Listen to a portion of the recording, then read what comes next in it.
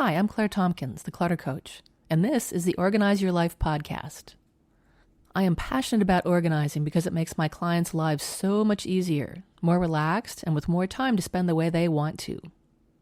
In every podcast in the show, I'll lay out a simple organizing concept, and I'll tell you why it's important.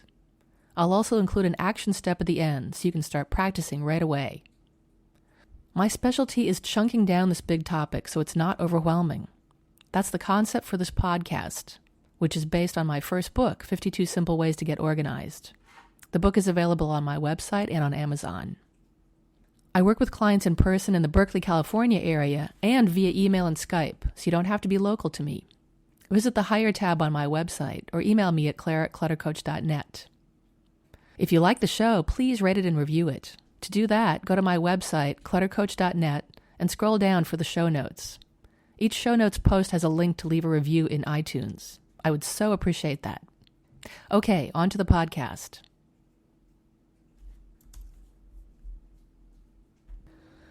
Hi, this is podcast 63, The Big Declutter Part 2.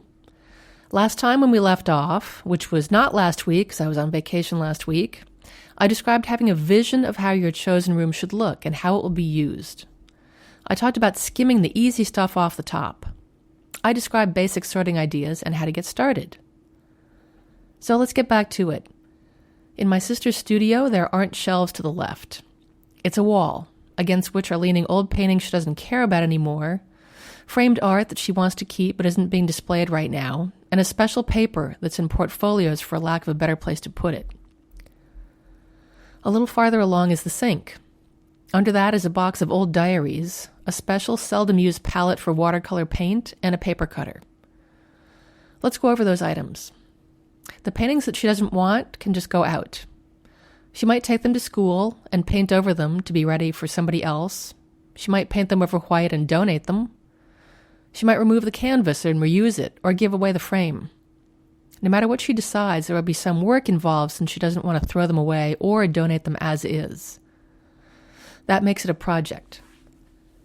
The artwork she wants to keep needs a spot to be stored. Most of my clients have more decor and household items than will fit in the house without looking cluttered. A great solution is the museum approach. I recommend this for everyone, really. I mentioned it back in podcast 13. Here's how it works.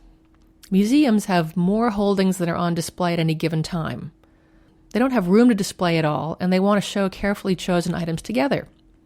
They have warehouses full of items, and the curators select from that collection to mount a show. Newsflash, you can do that too.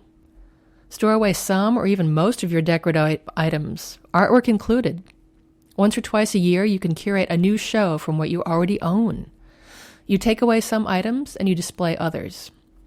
This makes your home less cluttered without getting rid of anything. It also helps you appreciate more what you have.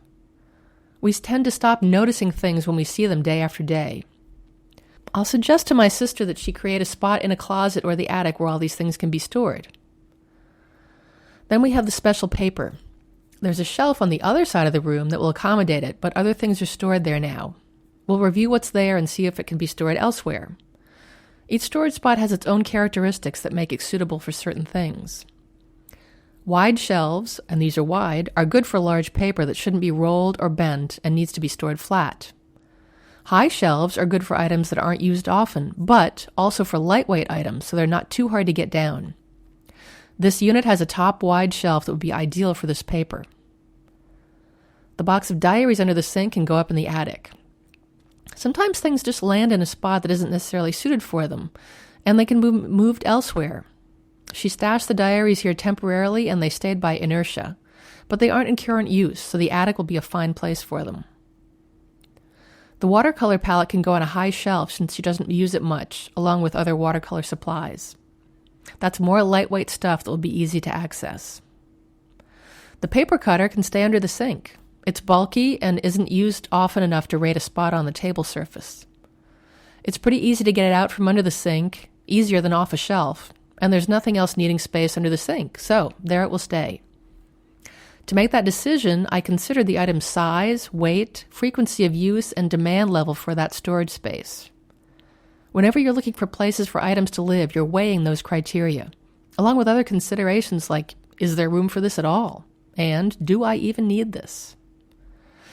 To recap, once you've done the skimming and purging from step 1, you'll review the room's contents as closely as possible to decide whether the things are in the best spots. See if you can remove more items to put into storage and bring out at a later date when you swap around. Recall your vision. Consider the criteria I noted earlier. Think about ease of use and ease of tidy up. Your task this week is to practice that review. Use the tricks from podcast 51 to help you be more objective. Take small steps to make your vision reality. Hey, thanks for listening. I'm Claire Tompkins, the Clutter Coach. If you like the show, I'd love it if you leave a rating and review in iTunes. You can subscribe, too, so the podcast will be ready and waiting for you to listen to. You'll find the show notes on my blog at www.cluttercoach.net, and you can check out my store to find books I've written and a whole bunch of other stuff. If you're a fan of the show, you can become a patron on patreon.com for as little as $1 a month. You can find my page by going to the Patreon website, that's Patreon, and searching on Clutter Coach. I'll still post the podcast free of charge, but I've got some cool rewards for folks who want to help me make the show even better. Come back next week for a new podcast.